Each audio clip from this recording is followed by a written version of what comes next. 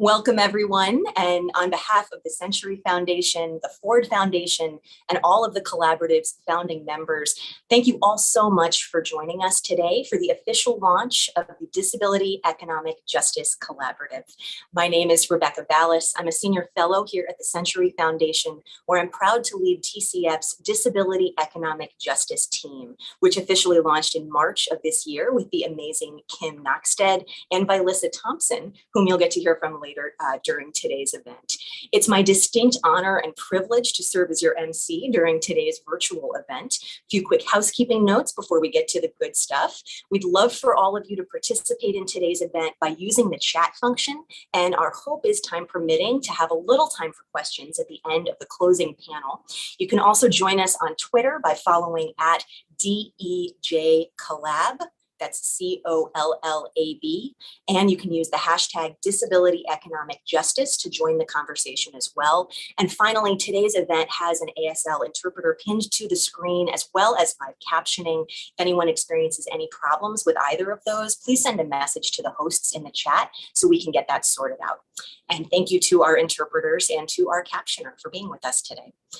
As a new report released today by the Century Foundation and the Center for Economic Policy Research finds, America's disability community is facing a persistent economic crisis, an economic crisis that long predates the COVID-19 pandemic. More than 31 years after the Americans with Disabilities Act, or ADA, became law, people with disabilities in the United States still face poverty rates twice as high as non-disabled people, and were paid just 74 cents for every dollar paid to non-disabled workers in 2020 due to pervasive discrimination and a litany of structural barriers that continue to stand in the way of economic security and upward mobility for disabled people in this country today. Disabled people of color in the US face even greater economic disparities and rates of poverty and hardship due to the compounding effects of structural as well as cultural ableism and racism. In just one example, the poverty rate among Black disabled adults was 28% in 2019, fully 10 percentage points higher than for white disabled adults. Many of the persistent barriers to economic security facing Americans with disabilities are the result of policy failures that become visible when we center the perspectives and experiences of the disability community, from inadequate, affordable, accessible housing and transportation to a long history of disinvestment in community living supports and much, much more. But despite the fact that 61 million, or more than 1 in 4 US adults, live with disabilities in this country, numbers that are rapidly rising as the COVID-19 pandemic has already been the largest mass disabling event in modern history, to date, economic policy conversations in this country have rarely included a disability lens. People with disabilities have generally been an afterthought in our economic policymaking, much less at the table. Now, new polling released today by the Century Foundation and another of our terrific partners in the collaborative, Data for Progress, underscores how left behind the disability community feels after decades of being sidelined. Just 1 in 3 disabled voters, 1 in 3, feel that leaders in Washington care about people with disabilities. Finally, achieving disability economic justice in this country will require not only a redoubling of our national commitment to the unfulfilled goals of the ADA, but also a collective commitment to applying disability as a lens across the entire economic policy agenda, and an intentional acknowledgement that we will never achieve true economic justice in this nation if we fail to achieve economic justice for disabled people. And that right there is the vision of the Disability Economic Justice Collaborative, a first of its kind initiative that brings together 24 leading disability organizations, think tanks, and research organizations to learn from each other, work in partnership, and drive a disability economic justice agenda. In 2022, nearly 32 years after the ADA was signed into law, disability and poverty should not go hand in hand. And we can no longer afford to acknowledge the unfinished business, I put that in scare quotes, of the ADA once a year on its anniversary in July. Achieving long denied economic justice for disabled people in the US will require centering the perspectives and expertise of disabled people across all of the nation's economic policymaking. And I'm incredibly excited and humbled to work alongside the diverse array of remarkable policy leaders who make up the Disability Economic Justice Collaborative to finally make that a reality. You can find a full list of the founding members at dejc.org. Finally, a huge thanks to the Ford Foundation for being such an incredible partner, and to everyone at the Century Foundation, especially our president, Mark Zuckerman, whom you'll be hearing from shortly, for TCF's phenomenal commitment to this work. And with that, I have the great pleasure of introducing our panel of distinguished guests, our first panel for today's event, and welcoming them to the virtual stage, along with one of my very favorite co-conspirators and my co-moderator for our opening session, Rebecca Coakley of the Ford Foundation, whom I had the honor of founding the Disability Justice Initiative at the Center for American Progress years ago when we were the law firm of Ballas and Coakley, as many folks may remember. She now serves as the first ever program officer for U.S. disability rights at the Ford Foundation. Hi, Coakley, come on stage.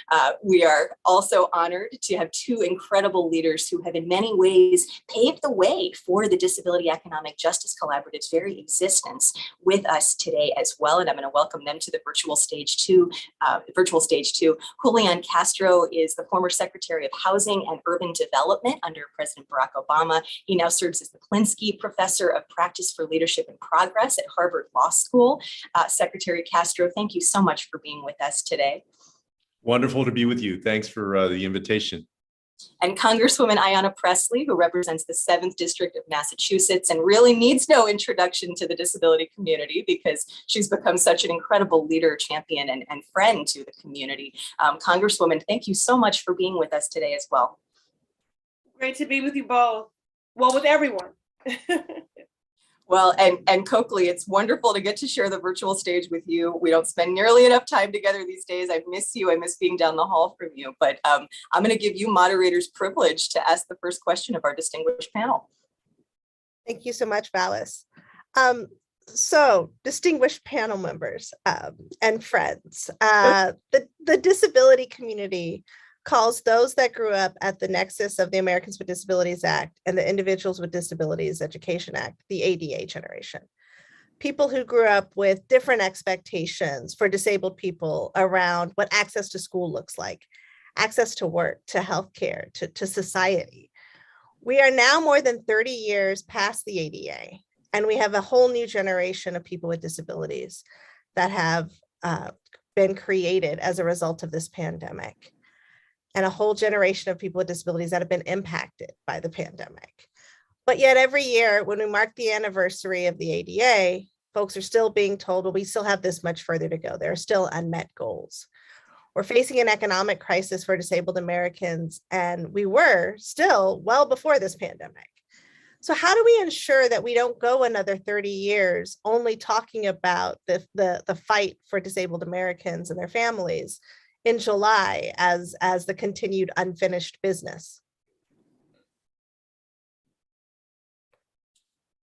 And I think that's a great question. AP, do you want to start? Yeah. Sure. Again, just wonderful to be with all of you. This is a long time coming and a historic moment. One moment, while I digress and just say that I am a Black woman with a bald head, wearing a Black blouse and pink lipstick and pearl hoop earrings. Okay. Coakley, you're exactly right. The disability community in America has faced systemic disenfranchisement in the form of policy violence, really for generations, from unconscionable barriers to healthcare, to income limits for those seeking accessible housing, to barriers to marry whom you love. And, you know, my mother, may she rest in peace and power, told me often that to be born Black in America was to be born into struggle. And I extend that sentiment to those in the disability community as well. Daily, you are navigating and organizing for your humanity, even if you're not an activist per se. And while there is certainly beauty in the struggle, when I think about a generation, when I think about the world we're trying to create for our children, I dream of a life where they are defined by their joy and their freedom, and they are navigating a markedly more accessible world in every single sense. And the COVID pandemic, you know, I forget who said it, Coakley, but there is that that expression that we are not makers of history, we are shaped by it. And so we are, in this moment, the pandemic is shaping us. And it has really laid bare these pre-existing deep inequities and disparities, exacerbated them, and our community has experienced so many deep and painful losses. And policy, you know, it's my love language. And I fundamentally believe that in this moment, we must act with responsive policy as this pandemic is shaping us. And it has to be crafted in close proximity with those closest to the pain. The disability community, marginalized communities have been victimized and bore the burden of policy violence. We have been precise in that depression and oppression. I think we can legislate justice and healing in the same way that we have legislated marginalization. And again, for generations, policy has been used in that very exact way to advance discrimination. And so in this moment, we have to be just as precise in advancing policy that heals and advances, and we can't shy away from governing moments. One way that we as folks, I think in public life and in public office and as legislators need to move to advance the promise of true disability justice is we have to push back against these unjust, false, binary choices. So often our community is asked to moderate our aspirations and ask for less, or we're pitted against other marginalized communities. And it's what we need. I just reject the premise of these unjust binary choices. It's money for home and community-based services and critical SSI reform. It's housing justice that centers the disability community and free public transit that is accessible. It's a federal jobs guarantee and addressing our broken criminal legal system. Our destinies are tied. And Secretary Castro, same question to you, I think. I'm going to let you get in there as well. Yeah, well, first of all, let me say again to Rebecca, Coakley and Vallis, thank you so much for the invitation to be a part of this, to the Century Foundation and the Ford Foundation. Congratulations on launching this collaborative. And it's always a pleasure to be with Representative Pressley, who has been so inspiring to me, and I know to so many others across our country. Thank you for participating. I think that Representative Pressley said it very well, that you know, it's past due that issues that touch upon the disability community receive greater attention, greater policy resources, a different way of looking at them, and also that we forge partnerships and allyships. And that's why I'm so excited about this. I think, you know, your question was, how do we ensure that the next 32 years aren't spent talking about unfinished business? One of the best ways that we can do that is to make sure that we forge these partnerships, forge these coalitions to get stronger and stronger in the political realm at every level, the federal level, of course, but also the state level and the local level. I think about, just as one example, this moment that we're in, where you know, Representative Pressley, Congress, and the president put forward a groundbreaking investment in infrastructure. And all of the decisions that are going to be made in the coming months, years, and decades about how that money is spent, and when that money is spent, whose lives it touches and impacts and boosts quality of life for, and the role that policymakers, whether they come from the disability community or not, have in shaping inclusive investment in resources. I also think that this is something that is not only for the public sector to tackle, but also the private sector. And of course, y'all are setting a great example, the nonprofit sector. And sometimes I feel like in the progress that we need to make, and Representative Pressley, I think, touched on this as well, sometimes I feel like the biggest stumbling blocks are not only policy and politicians, but really the culture that we live in. A culture that says that mental health issues are not the same as physical health issues, a culture that devalues the experience of people living with disabilities, a culture that too oftentimes is perfectly fine, stigmatizing people with disabilities, laughing about people with disabilities in different ways, and that all of us as individuals, as human beings, and also in our roles, from people in Hollywood to people in the quarters, of course, of Congress and on corporate boards, have a responsibility to change that culture so that as that culture changes, we can make even bigger changes in policy and investment and resources. That's what I look forward to, at least hope for, in the coming years. And Secretary Castro, I want to stay with you for a moment, because in the run-up to the 2020 presidential election, for the first time in American political history, nearly, every single Democratic candidate for president, every single one, released a disability plan during the primary campaign, that was a particularly significant moment in American political history for the community. This was not something we had ever seen happen, and your proposal, your campaign plan, was really one of the anchors of that primary season, really making important progress towards helping people understand that every issue is a disability issue. How do we move from campaign promises to finally achieving disability economic justice so that this economy finally works for disabled people? Yeah, I was so happy to see the level of focus among the various Democratic presidential candidates in 2020 on justice for people with disabilities. And I think that hopefully the work of all of those candidates serves as a blueprint for not only candidates, but most importantly, elected officials going forward. I know that it's a part of the party platform. Some of that is a part of the party platforms, especially the Democratic Party, which is encouraging. To move on to the next level, the next phase of that, I think that it's going to take the whole gamut of how things change in a democracy. It's going to take the kind of partnerships that y'all are forging today and going forward. It's going to take all of the on-the-ground activism that is out there in local communities, in state legislatures, and in Washington, D.C.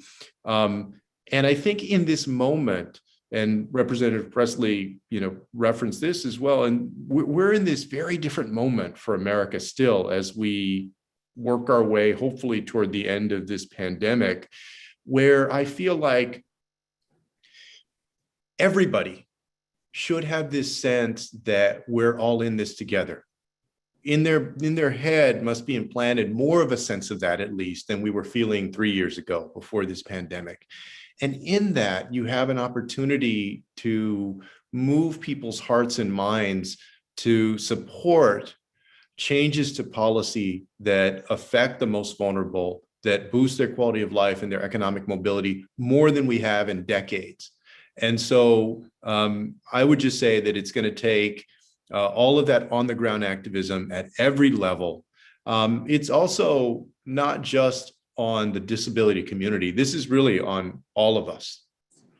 And I speak about elected officials here, to go above and beyond your comfort zone oftentimes, to understand, to learn about, to challenge the notions even that you have sometimes, to educate yourself, and then to delve into the policy of it. And so I think all of that, if we do those things, then we can see that those policy prescriptions actually become reality.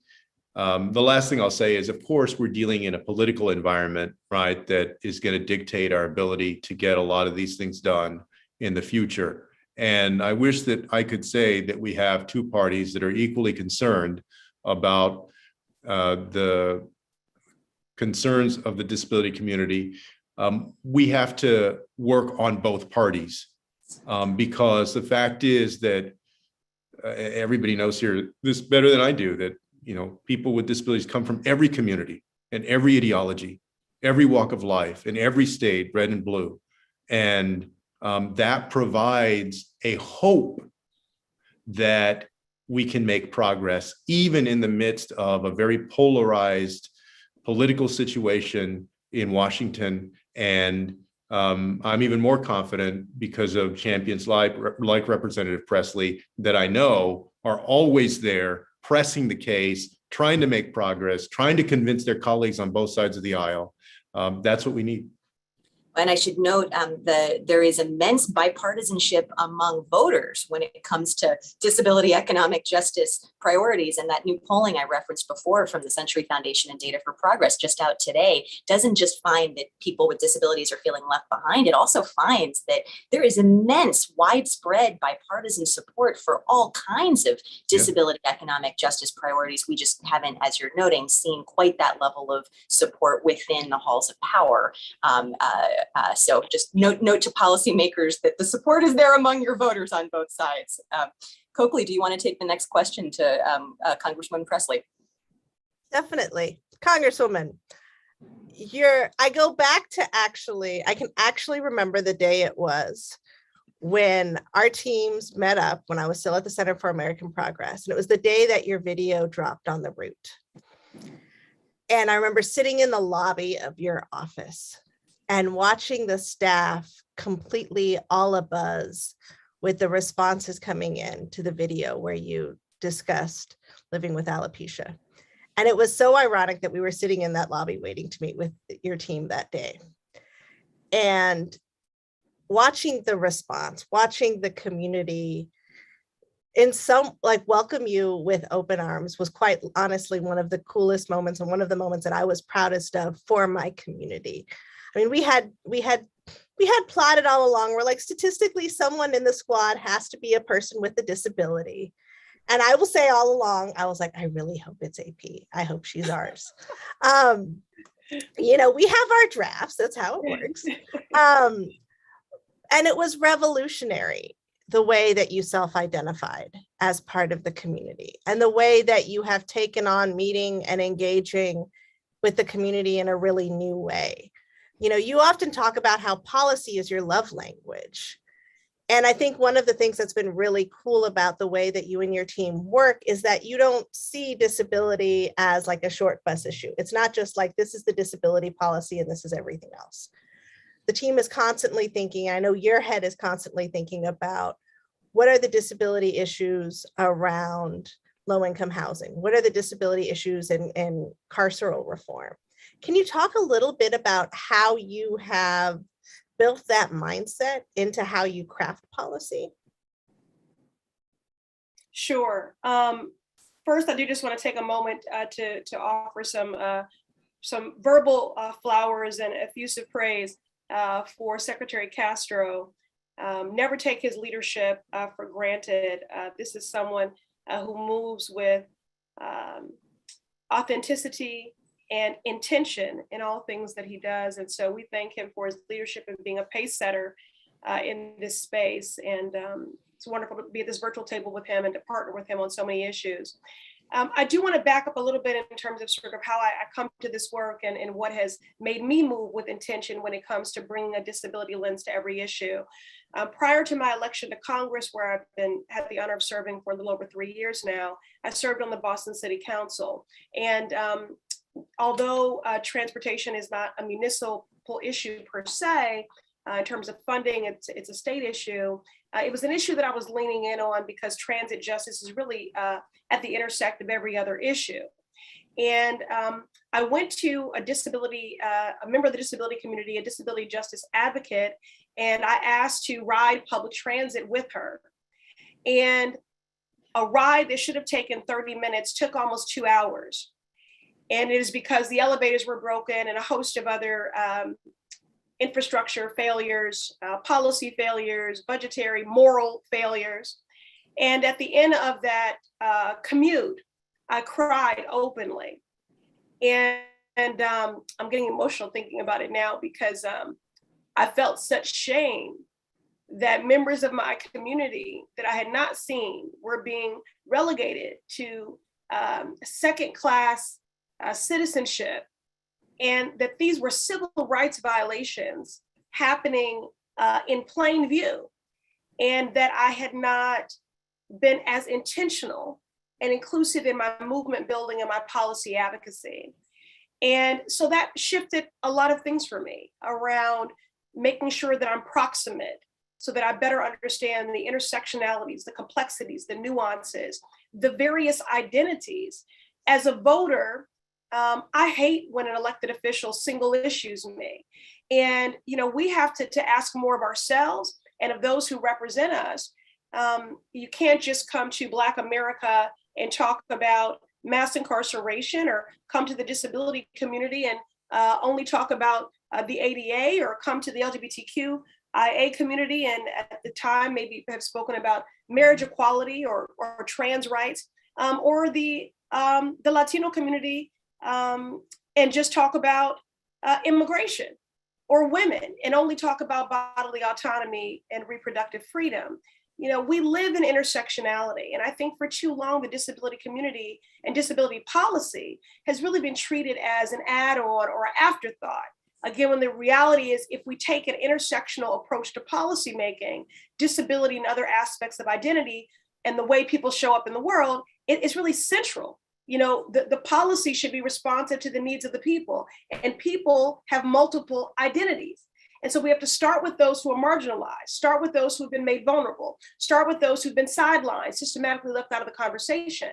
And then I'll close here, Coakley, to your point about our carceral system. The other thing that matters is storytelling and narrative and discourse, because that shapes policy. So, I can't talk about intervening to ensure that a 15-year-old child in Michigan who had been incarcerated during the pandemic for not participating in remote learning, I'm not going to erase out of her narrative that she is a member of the disability community.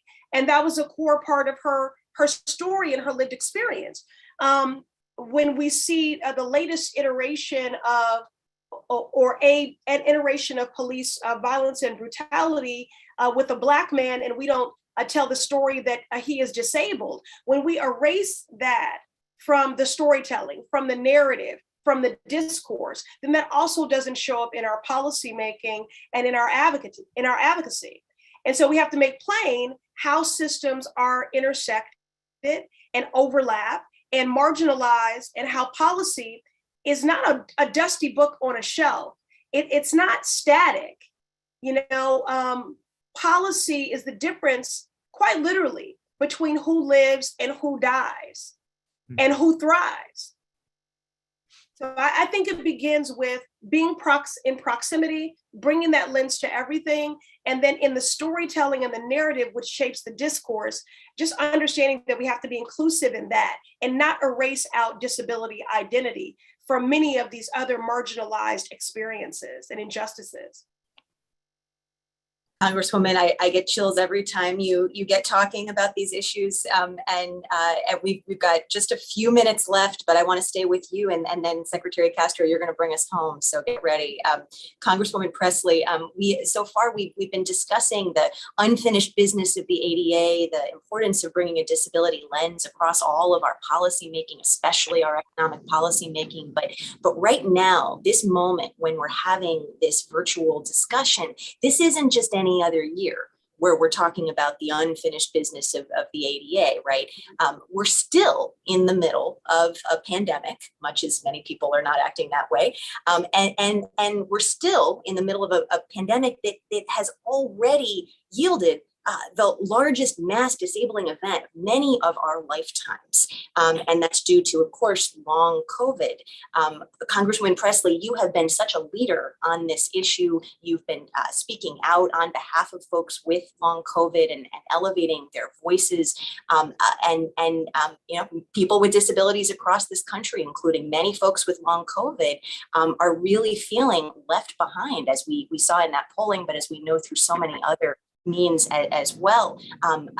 How can leaders respond in this moment, this mass disabling event moment, to finally listen to and hear and engage with disabled people instead of, as you noted, allowing folks to be ignored and erased and shut out as they historically have been?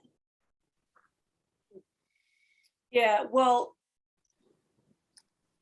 I ran for office because I wanted to champion the needs of those that are historically ignored, left out, and left behind. And as I moved in and out of community and paid attention to organizing that was happening online, it was clear to me that the long hauler community was being left behind. And I wanted to make sure that it was not being ignored when it comes to our public health response.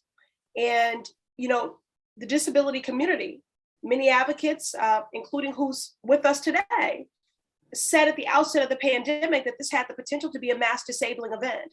And so it is certainly devastating to see that coming to pass. And it makes the case for everything from home and community-based services to paid leave. I could argue Medicare for all. I certainly think it makes the case for that. And I want those that have been struggling with long COVID, who have been told that their symptoms and experiences are imaginary, that what they have experienced is real. It is as real as they are. It is deserving and warrants a federal response. We have conservative estimates that the long hauler community could be as many as 8 million people. And those are conservative estimates because we don't have the data, which is something that I continue to push for. But I've introduced legislation to meet the needs of long haulers, to have a federal response, to expand long COVID clinics through our healthcare providers, prioritizing those who have met the needs of the most marginalized, like our community health centers, to provide them with grants to ensure that anyone who's struggling with these debilitating symptoms, which is grossly affecting one's physical health and quality of life and our workforce, that they're able to access the healthcare that they need in community. And so I'm just gonna keep banging the drum on that. And again, I thank our leaders in the disability justice community for being the canaries in the coal mine early on that. So, but I think at the end of the day, it's time as we move forward that we get away from these cruel and dated policies like the marriage penalty and imagine what would happen if we fully funded the IDEA.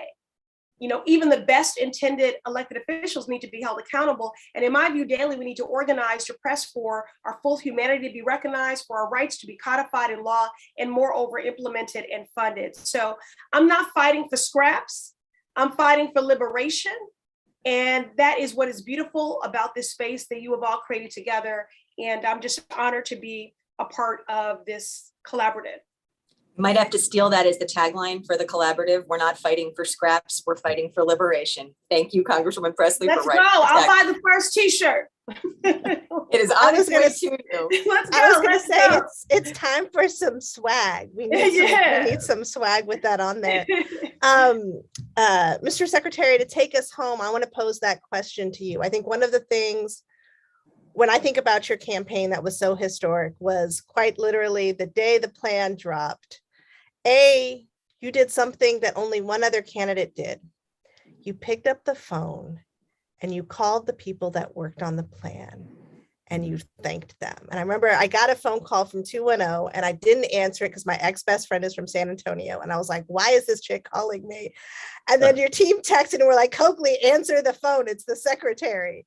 And I answered it and you said, thank you. And it blew me away. And then it was, now we want to do a Twitter chat. Can we pull something together in 24 hours? And it was like, give us 48. We can do it in 48.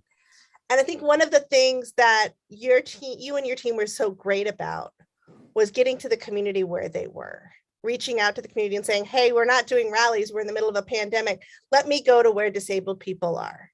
Let me hop on Twitter. Let's do something. Let's pull in the Crypt the Vote folks. Let's actually have this really phenomenal conversation with Sandy Ho, And that's not typical, unfortunately. We recently found that only 1 in 3 disabled voters feel that their leaders in Washington care about the community.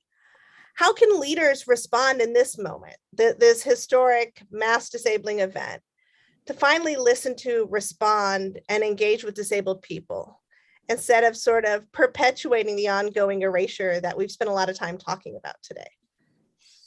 Well, thanks for your kind words, Rebecca. I think that it starts with approaching public service as a public servant, as one who is there to serve others, to listen to others, to learn from others. I feel like, and don't get me wrong, there are a lot of folks that I do, including, of course, Representative Pressley, do that. But I think that too oftentimes, as politicians, we get caught up in another mode, which is a mode of dictating or assuming that we know what's best, or sometimes, to give folks the benefit of the doubt, they're so busy tackling different issues that they don't pause enough to listen and to understand that the lived experiences of the people who, even if they have a heart to serve them, are so important to try and get to understand and to let that lead. And that's what we were trying to do in the campaign with how we approached our policy. It's also, I think, the approach that some of the other candidates took, and many elected officials do take right now. We need more of that. We need more people in policymaking and in the private sector who are in a position to make a difference, to approach things in that way.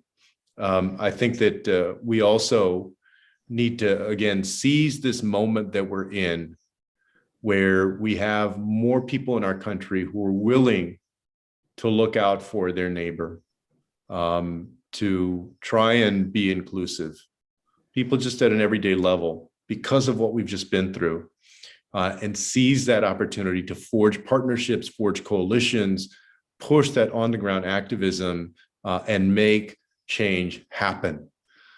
One of my most unforgettable moments from when I was HUD secretary was sitting in the audience in March of 2015 in Selma, Alabama, as President Obama and the late Congressman John Lewis and others marked the 50th anniversary of Bloody Sunday. And one of the things that President Obama said then about the civil rights movement that I think is, applies here, is that there's no denying that a lot of progress has been made. 2015 was not 1965, but there's also no denying that so much more has to be made. And so to that unfinished business that we undoubtedly have, we need the hearts and minds and the hard work of people through all walks of life. And we need a reawakening of the needs of the disability community to thunder through the actions of people in power. That's what I hope for. I can't think of better words to end this panel on.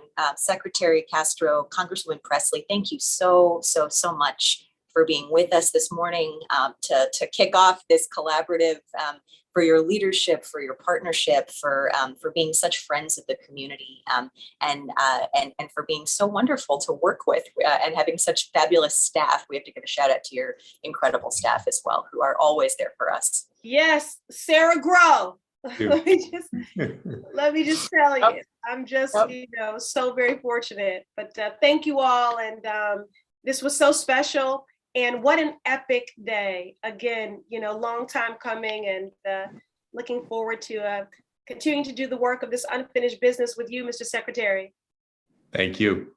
Well, we look forward to working with both of you. So we're going to send you off on your way and let you off the virtual stage. Rebecca Coakley, thank you so much for co-moderating this panel with me, for being in this work with us, and thank you to Ford as well. So I think that's all the time we've got for this panel right now.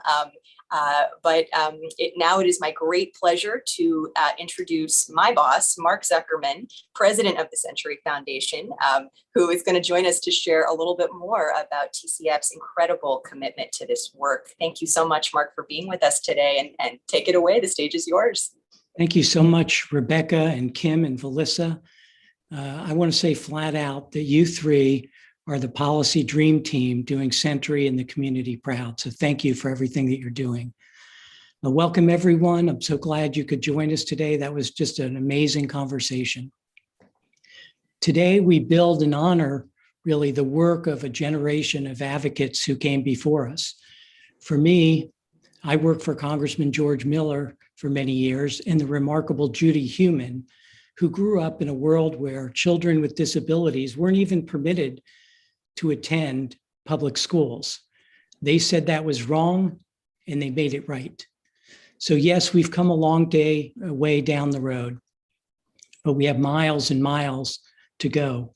That is the unfinished work of this effort that we're launching today. For those of you that aren't familiar with the Century Foundation, we're a progressive independent think tank that drives policy change to improve people's lives. We pursue economic, racial, gender, and now disability equity and justice for all people in the country in education and in healthcare and in work. Our economic team at TCF has been doing remarkable work to build an economy that works for everyone. But we knew we were missing a critical piece of the economic justice work, the perspectives and experiences of 61 million people in this country with disabilities. We must ensure that the economy works for them too. Right now, we are failing, and the economy is failing disabled people. That's why we are proud to announce the launch today of the Disability Economic Justice Collaborative, an effort that's spearheaded by TCF's very own Disability Economic Justice team. This work is so critical because it centers the unique perspectives and experiences of the disability community, enabling us here at Century and our collaborative partners to bring a disability-focused lens to all our work. Because as you've heard from our opening panelists, every issue is a disability issue. And of course, without our incredible partner, the Ford Foundation, this much needed work would not be possible.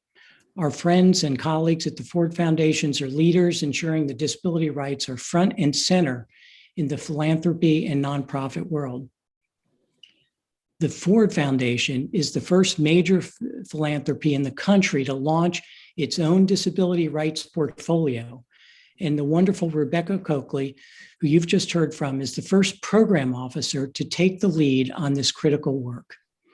I now have the pleasure to introduce Sarita Gupta, the Vice President for U.S. Programs at the Ford Foundation, who can tell you more about Ford's important work on disability rights and justice, and why the launch of the Disability Economic Justice Collaborative couldn't be coming at a more important time. Thank you so much for your leadership on this issue. And now I turn it over to you, Sarita.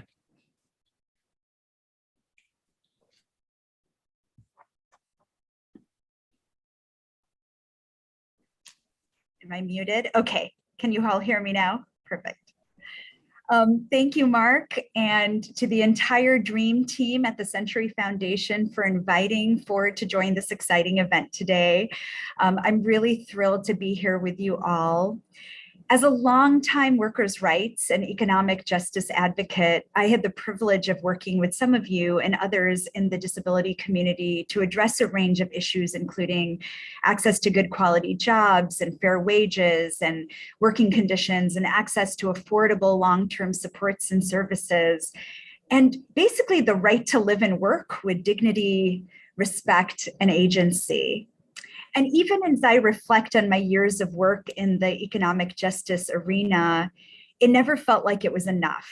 we could always do so much more to really weave together and integrate the needs of the disability community and opportunities with the disability community in broader economic justice work, which is why this is so exciting. Today is so exciting. It is long overdue for us to have such a collaborative where we can truly evolve and grow the work, support and deepen partnerships and shift culture, as both Congresswoman Pressley and Secretary Castro named, and to meet the broad range of issues impacting the disability community. At the Ford Foundation, the U.S. disability rights work led by Rebecca Coakley is now part of our holistic U.S. programs portfolio, which is exciting and really a demonstration and expression of our growth and commitment to this work. At the Ford Foundation, we believe in the inherent dignity of all people. Yet around the world, billions of people are excluded from full participation in the political, economic, and cultural systems that shape their lives. And we have learned over the last few years, in particular with leaders like Rebecca and others, the degree to which that exclusion has been experienced by people in the disability community. For us, we understand that disability and poverty are causes and consequences of each other, which is why the Ford Foundation, after much consultation from the disability community, is grounding our U.S. disability rights program strategy in economic justice. There is no strategy that will be successful in eliminating poverty that fails to center disability. And so to see the disability groups here at the table with our partners working to eradicate poverty is so exciting. This is a core goal of the work we're trying to drive at Ford, and collaboratives like this can really serve as an example for how to truly weave a disability rights and justice-centered lens across any policy area. Moving ahead, we need to continue to drive the message that people with disabilities are not just recipients of programs and services, but they're also students, workers, contributors to the workforce and society. The need for support does not eliminate one's power, one's agency, one's right to access the promises of the ADA for full participation, independent living, economic self-sufficiency, and equality of opportunity. I'm just thrilled and excited to be a part of this effort with all of you. Mark, I'm going to turn it back over to you, or to Rebecca. Thank you. Thank you so much, Sarita. Thank you, thank you, thank you. We are so lucky to have such an incredible partner in the Ford Foundation, and we are so grateful to everyone over there, you and to Rebecca Coakley and Darren Walker and everyone for your incredible partnership and support of this work. This truly, as Mark said, would not be happening if not for your partnership and support. So now I am thrilled to kick it over to our closing panel, and to do that, it is my great pleasure and honor to introduce my amazing colleagues on the Disability Economic Justice team here at the Century Foundation. So I'm going to welcome them onto the virtual stage. They're going to be our co-moderators for this closing panel. Kim Knoxted is a senior fellow at the Century Foundation. She comes to us from the White House, where most recently she served as the first ever director of disability policy on the White House Domestic Policy Council, an exciting development in and of itself that position was even created in the Biden administration. So welcome, Kim, and the amazing Vilissa Thompson, who also probably needs no introduction to this community. So thrilled to have Vilissa as a fellow here at the Century Foundation. Vilissa is the founder of Ramp Your Voice, among many other things, a licensed social worker, and really one of the preeminent thought leaders within the disability community at the intersection of race and gender. Kim, Vilissa, I am so thrilled to bring you up to this stage to moderate our final panel, which features just a few of our phenomenal members of this collaborative. Michaela Connery, co-founder of Erica Kelsey, Jocelyn Fry, President of the National Partnership for Women and Families, Mia Ives-Rubley, Director of the Center for American Progress's Disability Justice Initiative, Lisa McCorkle of the Patient-Led Research Collaborative, Kathleen Romig, Director of Social Security and Disability Policy at the Center on Budget and Policy Priorities, and last but certainly not least, Nancy Smith of Activating Change, which is a project at the Vera Institute of Justice. Kim, Vilissa, without further ado, I'm going to hand it over to you ladies to bring us home. Thank you so much, Rebecca. And thank you everybody for being here. This has been such an incredible event. As Rebecca said, my name is Vilissa Thompson. I'm a fellow here at TCF, and I want to give a visual description of myself before I pass along to Kim.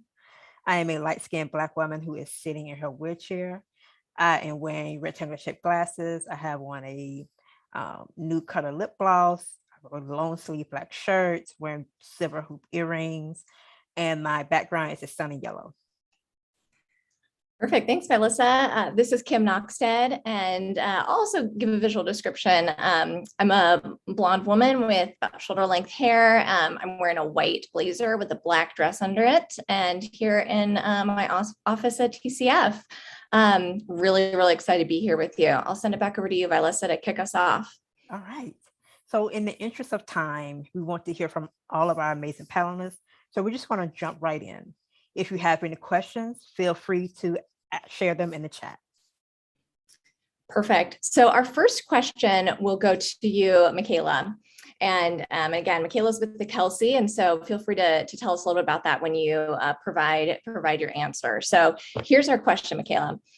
Right now, just 5% of our federally funded affordable housing is required to be accessible.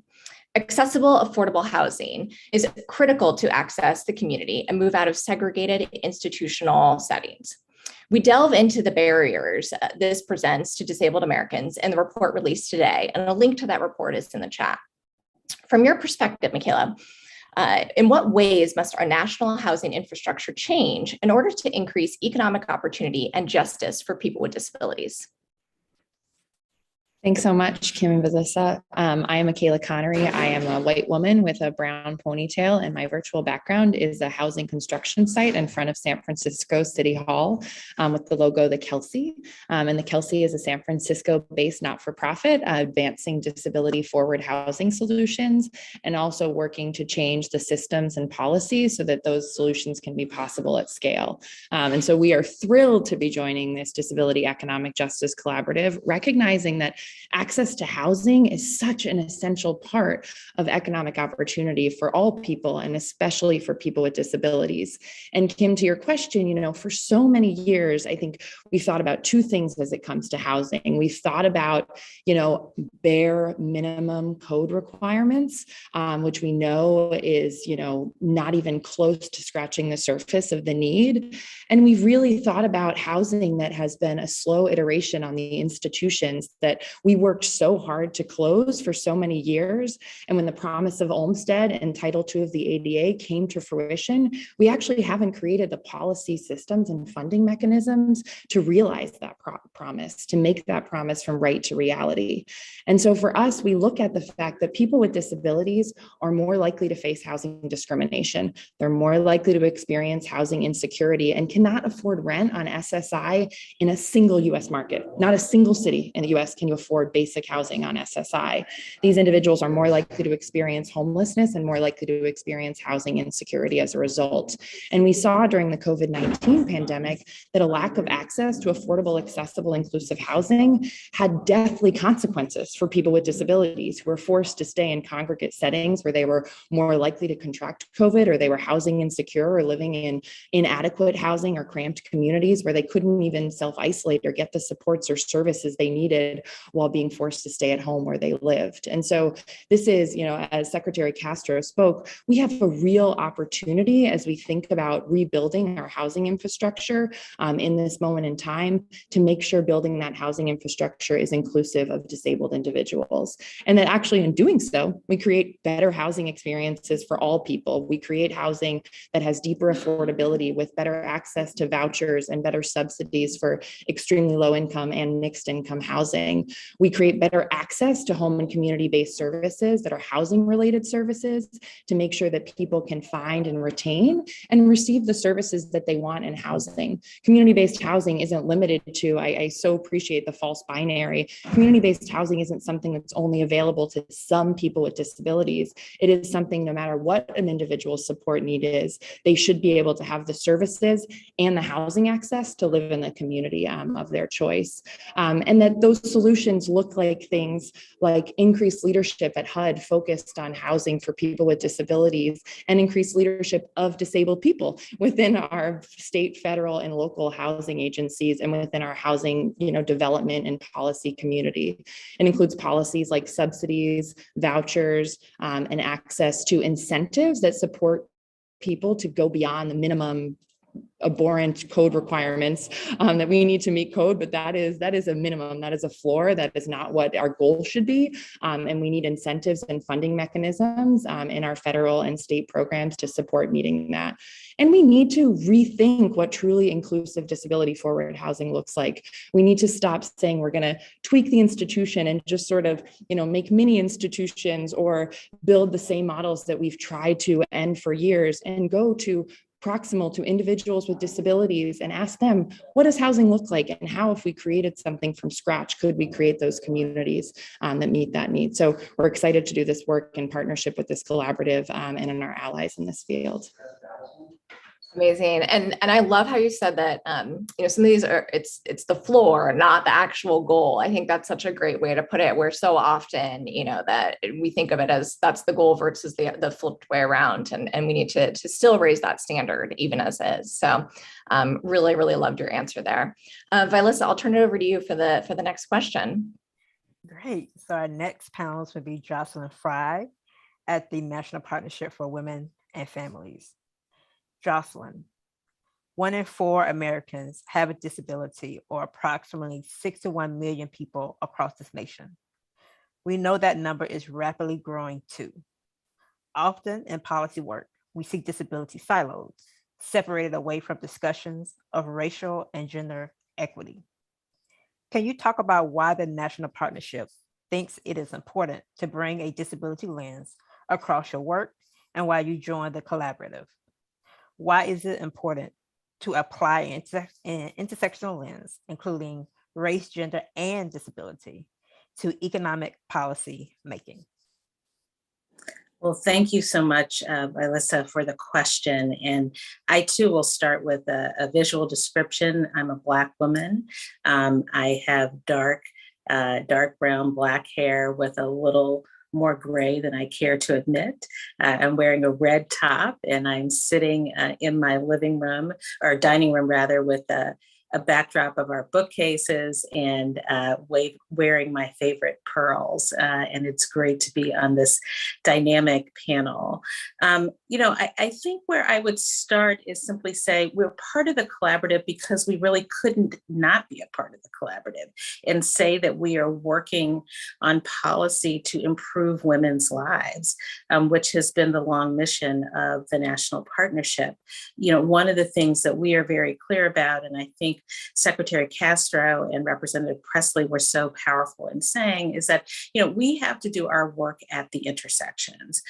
Women don't live single issue lives, and they don't have single identities. They have multiple identities. And part of the history of some work in the women's community has been, in many ways, too narrow in pushing different communities to the side. It's, what I call sort of policy making, premised on different segments of the community in the shadows, and that we treat as afterthoughts.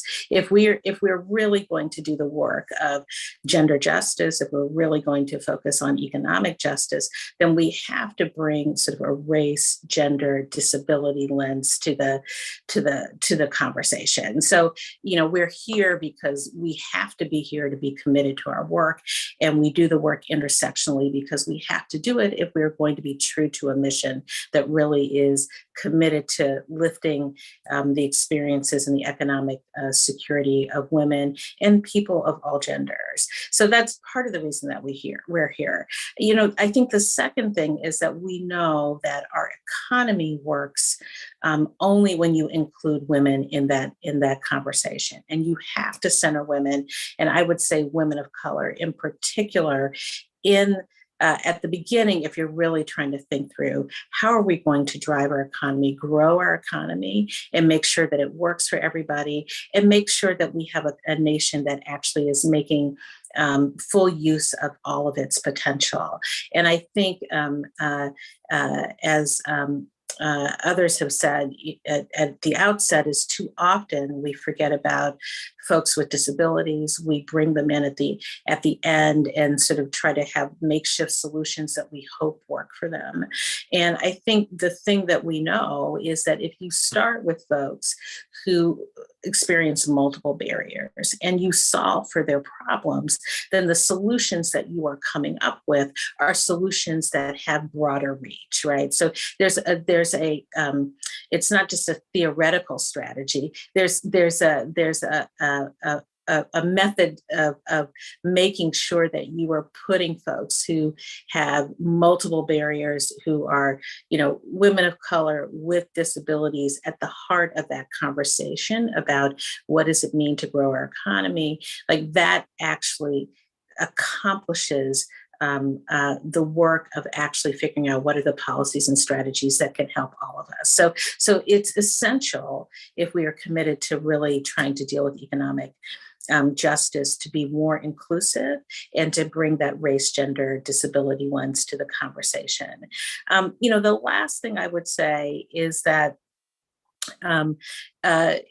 we have to do better in terms of the policy ideas that we come up with.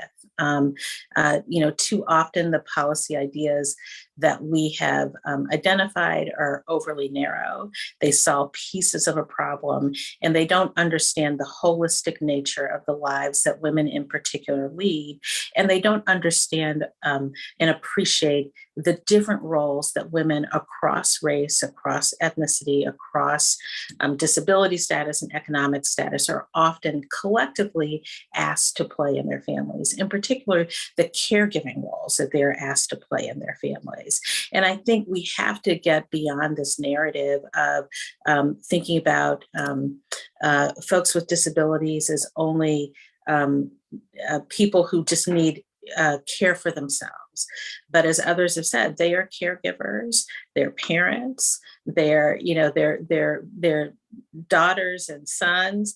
They have many different roles in their families, including caregiving roles. And we have to think about the essential role of care in terms of our ability to actually be responsive to the needs of women across many different barriers. And if we didn't learn anything from the pandemic, we should have seen that our fundamental failure to acknowledge the role of care in driving our economy and the role of women in driving our economy is something that we need to solve for. If we didn't learn that lesson, we weren't paying attention.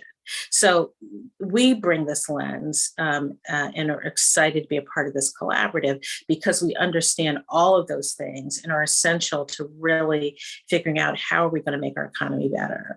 And, you know, I couldn't be more thrilled to be in partnership with the folks on this call to really try to think through what those solutions look like. Thank you so much, Jocelyn. That last part you said about care is so critical, and we need that. Feels like now more than ever in handling all the issues that impact us and our communities. Kim, I'm gonna hand it back to you. Perfect. I'm excited to go to you next, Lisa, and talk a little bit about long COVID and the work you've been doing. So, you know, we've talked about this already in this event that, you know, right now we are all witnessing one of the largest mass disabling events probably in many of our lives. And long COVID, we know, is impacting millions of people across the country, and that's probably actually around the world.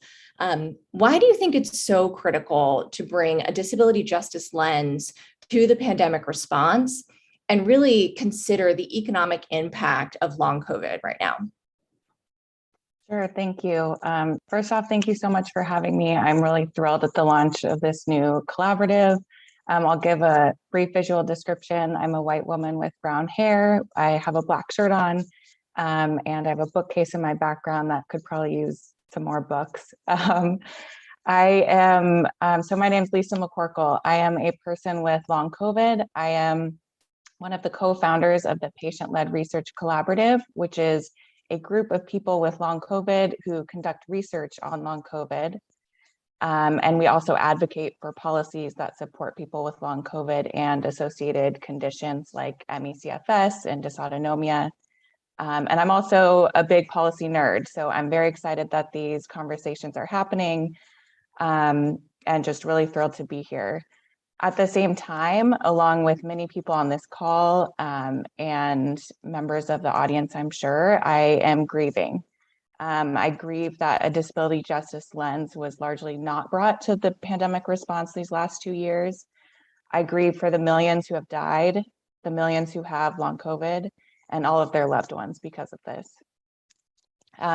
If we look at the principles of disability justice as articulated by Patty Byrne and Sins Invalid, bringing a disability justice lens really means that policymaking is done by those who are most impacted. It means recognizing and relying on the interdependence we have as a community. It means countering the idea that humans are just components of profit. But what we've seen during the pandemic is in direct contradiction to applying a disability justice lens to the response. And it's led to the mass death and disability that we're experiencing and still very much in. Congresswoman Pressley said this earlier today. If the disability community had just been listened to at the beginning of the pandemic, it would have been so clear that post-viral illness is a thing. After a virus, you can develop debilitating symptoms. If the people in power and society at large would have listened, it would have been well understood that people who develop long-term symptoms after a virus will often no longer be able to work in the way that work is structured today, and to not be approved for the disability benefits and safety net supports that they so desperately need to survive financially. And that these effects will be exacerbated within marginalized communities. If we had applied a disability justice lens to our response, we would have been able to prevent more cases of long COVID, more deaths.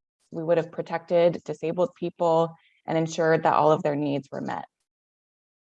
Our research at the Patient-Led Research Collaborative has centered the needs of our community and post-viral illness communities because we are led by patients.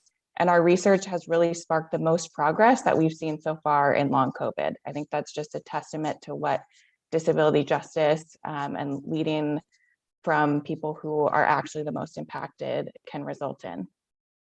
In terms of the economic impact of long COVID, our research found that 2/3 of our respondents with long COVID had to reduce their hours or could not work at all after getting long COVID.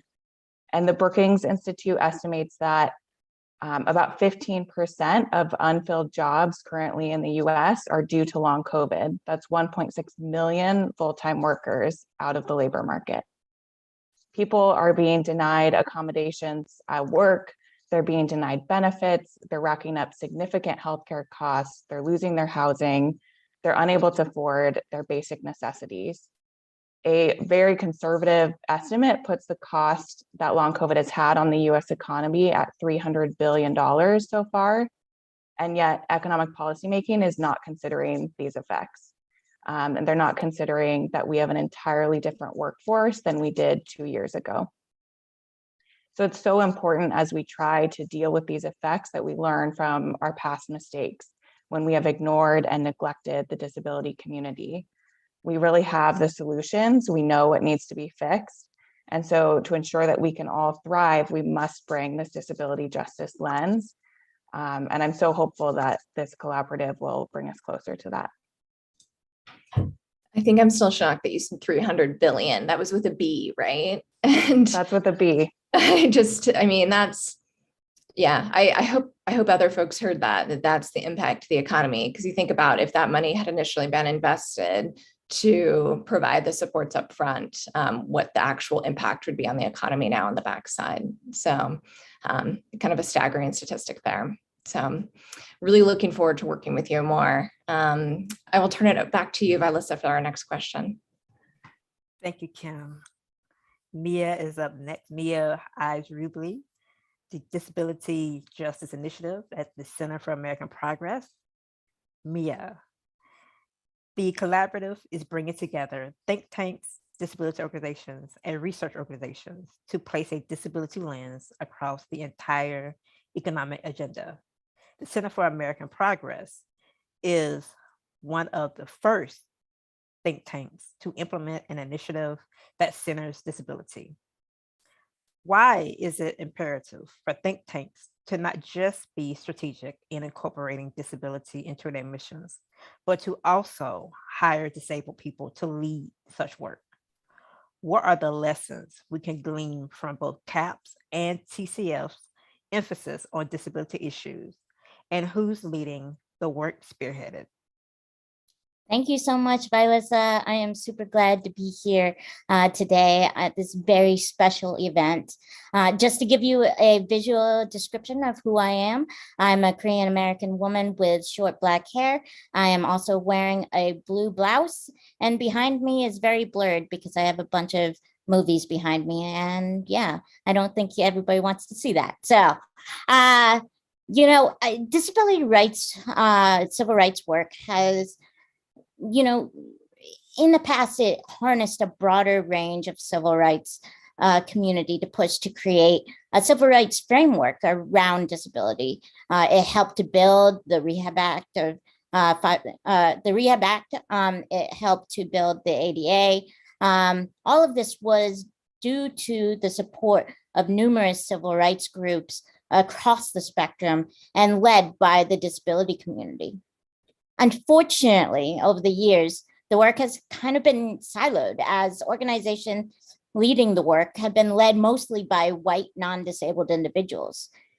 That trend has finally started to change as a new generation of disability advocates and policy workers have built more inclusive movement spaces.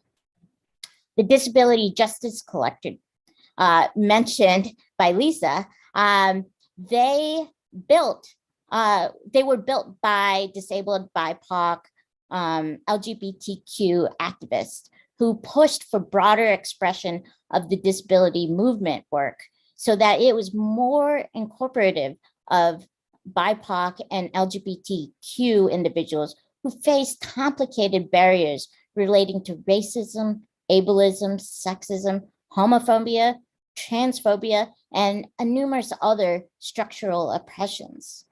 The development of the Disability Justice Initiative at the Center for American Progress was one of the next steps, along with the amazing work of many other individuals, specifically adding a disability justice lens to a public think tank.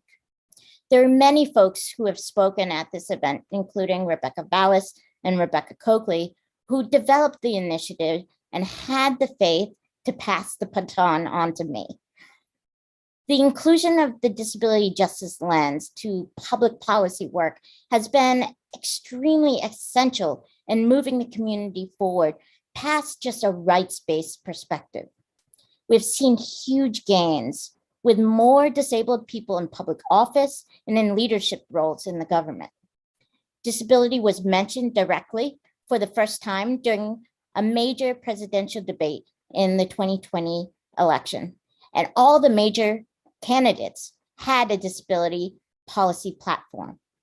The 2020 election had the highest percentage of disabled people voting, increasing to 62%. That means that 17.2 million disabled people voted in 2020. Barriers to voting for disabled people decreased significantly by 15%. The Disability Economic Justice Collaborative is the next step in increasing the ability for more policy think tanks to include a disability lens and providing advocates and activists with information and resources needed to push for greater economic equality. DJI is proud to play a part in this important moment. Thank you so much. Thank you so much, Mia. I think it just shows the shift that we're having in who's able to do this work and the why in that. I think you captured that so amazingly. Kim, back to you. Perfect. Next, we're going to go to you, Kathleen. And at the Center on Budget and Policy Priorities produces incredible reports and analyses that are used by policymakers, practitioners, advocates. Can you take a few moments to just really expand on why the center believes it's so important to center disabled people in low-income budget and policy conversations, especially with the influence that you have? And kind of just to add to that, to give you a little bit of a two-part question here, can you talk about why, supplemental security income, or SSI, is a great example of what happens when people with disabilities are an afterthought in economic policy? Why can centering people with disabilities, really lead to economic change? Well, thank you so much for that question, Kim. I especially love the opportunity to highlight some of the work of my brilliant coworkers. And in fact, disability is woven into all of the work that we do. We have fantastic reports about the importance of nutrition assistance for people with disabilities, and housing, and earned income tax credit, and of course, health programs, including home and community-based services. And so I would love it if people would check those out. It is very much woven into everything that we do, because as the collaboratives, another fantastic thing to read, fantastic report really makes clear, disability is both a cause and a consequence of poverty. Being disabled can lead to reductions in someone's income if they're not able to earn enough to get by. And so it can cause poverty. It can also be a consequence of poverty. We all know about the social determinants of health and the many factors that can cause lower income folks to become disabled at a greater rate. And we're seeing that with COVID all the time, that it's, marginalized groups are so much more affected by COVID, more likely to contract COVID, and more likely to have the long-term effects of long COVID. So yes, it's very important that we weave disability into all of the work that we do when we focus on low-income folks. SSI is such a great example because the program has largely been forgotten since it passed in 1972. You see that most obviously in the way that the program's rules have been frozen. The eligibility and the benefit levels have been frozen largely since that time. But our thinking, thankfully, has also evolved since 1972. How we think about marriage and work and family and living in the community for people with disabilities. And those rules are also stuck back in a 1972 mindset. And so when we don't think about something, when a program is largely forgotten the way that SSI has been, with the exception of some amazing champions like Congresswoman Pressley, for example, then the program gets stuck in old ways of thinking, and it sticks people in way out of date standards of living. And so we really need to center the experiences of people with disabilities so that we are able to better support them. It's great. Thank you, Kathleen. And apologies for having to get up. My automatic lights went out momentarily while you were talking, but I was listening, I promise. That was great. I really appreciate that perspective and reflecting on that. Thank you. Vilissa, do you want to go to our next question? Yes. Our last, finalist for the day is Nancy Smith at Activating Change. Nancy, our report shared today found that nearly half of all incarcerated women have a disability. This is a shocking statistic and speaks to the overcriminalization of disabled people. One aspect of experiencing the criminal legal system is the economic ramifications that those formerly incarcerated incur upon their release. Rarely is it discussed the economic barriers formerly incarcerated disabled people face. What exactly are these barriers, and what can be done to eliminate them? Well, thank you so much for this question. And to get us started, I am a white woman with a mohawk, and I'm wearing a burgundy shirt and a black blazer. On the wall next to me and behind me are photos of the cutest dogs that exist. And I am with Activating Change. We are an organization spinning off from the Vera Institute of Justice, working to end victimization, criminalization, and incarceration of people with disabilities. And the statistics are indeed shocking because our society has criminalized behaviors related to disability. People with disabilities are overrepresented at every step in the criminal legal system. 2/3 of Black men with disabilities are arrested by the age of 28. 40% of people in jail are people with disabilities. And in fact, people with disabilities are 3 to 4 times more likely than people without to be incarcerated. And involvement with the criminal legal system has negative economic consequences for individuals and their families, especially for those who spend any time in jail or prison or who are convicted of a crime. People lose their jobs after being arrested or detained, even if they're just detained for a few hours. People with disabilities who receive supplemental security income or SSI have their benefits suspended if they are incarcerated for 30 or more days, and their benefit terminated altogether if they are incarcerated for more than 12 months. And once someone has been convicted of a crime, especially Black men and women, they face structural barriers to getting a job. Many employers discriminate against people who have conviction histories. As a result, the unemployment rate for formerly incarcerated people is 5 times higher than the general population. And housing options already limited for people with disabilities and low-income people become even scarcer. So incarceration has devastating consequences on a person's life, and it compounds the many other economic barriers that we've been discussing today that people with disabilities face. I think there are a few things we can do.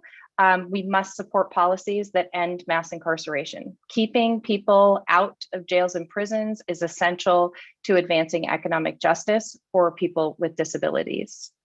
The second thing is ending money bail. Every single day, close to 500,000 people across the country are trapped in jail before being convicted of a crime, simply because they cannot afford to pay hundreds or even thousands of dollars in bail to be released before their trial. Eliminating money bail and enacting a new system of pretrial justice allows people to maintain their employment, their benefits, and it reduces incarceration. Third, we can end fines and fees. Even before someone's convicted of a crime, they can face high economic penalties related to mandatory programming and conditions of release. And many states require people to pay fines and fees as a part of their sentences. These fines and fees create a financial burden, and people who can't pay fines and fees then incur debt and can actually be sent back to jail when they can't afford to pay them. We also need to end collateral consequences. People with conviction histories face over 40,000 local, state, and federal collateral consequences. Once someone's formal sentence is over, these create legal barriers to housing, education, benefits, and employment that can last for the rest of someone's life. And lastly, I think it's critical that we apply a disability lens to criminal legal reform work. We have been living in a moment of unprecedented momentum around ending mass incarceration, but without the intentional consideration of disability, the reforms put in place will continue to fail people with disabilities. And we run the risk of building new approaches that people with disabilities cannot benefit from or participate in, and will have 2 tiers of justice, and disability disparities will worsen. Thank you so much for that, Nancy. I think that those key areas that you highlighted as to what we can do is something we can all take back and really reevaluate within our own scopes of work. How can we be a part in eliminating those barriers? I want to say thank you again to our amazing panelists for this insightful discussion. I see the chatter on Twitter about it, with everybody chiming in of what resonated with them, and also in the chat. You can learn more about the barriers that our panelists discuss by checking out the report, which will be linked in our chat. And now I'm going to pass it to Kim for us to do our Q&A with the remainder of our time. Yeah, and panelists, feel free to sign off, and thank you for your time. So we pulled a few questions from that you've all sent in, and I think we'll have time for maybe 2 of them, even though there are a ton of amazing questions that we've received from you all. So apologies, we won't get to all of them, but we'll dig into 2. So I'm going to start with the first, which is a great question that gives us a chance to talk a little bit about the collaborative's work. So the question was, what are the collaborative's top 3 priorities? We have a lot more than 3 priorities, but I'll just kind of walk you through what we're thinking here. So the first, as you've heard us say today, is really bringing a disability lens across the entire economic agenda. That is an ambitious goal. It's a big goal, but as you've heard from our panelists, you've heard from a lot of folks today, with everyone at the table, with all of you listening in, I think it's something that we really can accomplish. What that means is we're really going to be working to build capacity across think tanks, across disability organizations, across research organizations, to think more about this disability economic justice lens in all of the work that everyone's doing. That's how we really build that capacity to do this work. That's going to lead us to, hopefully 2028, when we hope all candidates for president, both Democrat and Republican, not just Democrats, will have disability policy platforms, which will help hopefully show that we've made progress. And then, in 30 more years, when we look back, when we're celebrating the anniversary of the ADA, we will be able to say we don't have unmet goals, that we've actually achieved economic security for all disabled Americans. And so those are some of the goals. They're ambitious, they're big, but those it gives you a little bit of a scope of what we're going for. Alyssa, I'll turn it over to you for another question. I think you're muted, sorry.